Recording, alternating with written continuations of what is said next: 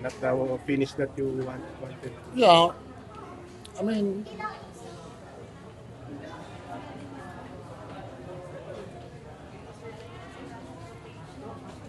daming daming weapon against us. Daming mapupuntahan ng to context talaga.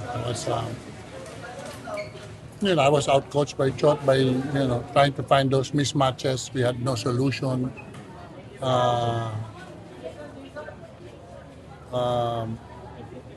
Pugoy, Tana, ang Batak. So, lahat meron may counter sila sa so, that's why ganun lamang ng almost 20 if not 20 na humabolan ng huli pero wala na yun. So kami naman I think we scored enough to win the game, but if the score is that way hindi kami mananalo. Coach, unfortunately, Axis nga kayo, then 10-2, but again, eliminate out. Opposite na ganun ang nangyari. Mas maganda rin kasi nasa baba kami, tapos twice to beat yung kalaban, di ba? So there's always, something, positive to look at. Kasi nagkabaliktad.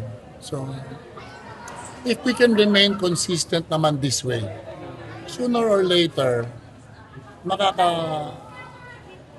makaka-advance din kami sa semis if we are consistent in the top 4. So that means there's something, we're getting stronger or we're doing something correct. And hopefully, if we are consistent at the top 4, then makakaahon kami sa ganitong sitwasyon. Coach, looking back at this 2-game series, medyo underwhelming naging performance ni Berto. Do you think it was also because of the defense against him or because of the another factor? Yeah, lahat. Siyempre, well, in the first game, siyempre, na-foul out siya, na-foul trouble siya, so it limited his minutes. But,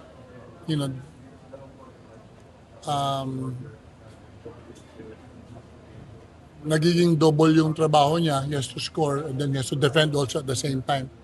Doon kami nagka-problema. So, unlike, yun, doon kami nagka-problema. So, medyo nagkayod siya dito sa series na to.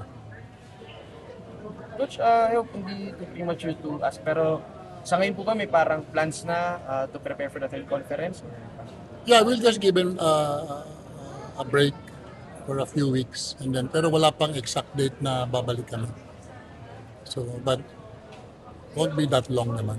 Yan naman, kasi hanggang June 21 naman yung or more or less yung hanggang June naman yun. So, I don't know when the opening is, maybe sometime mid-July. Yun, so pag-aaralan muna namin how long do we need to practice to prepare again for the next conference.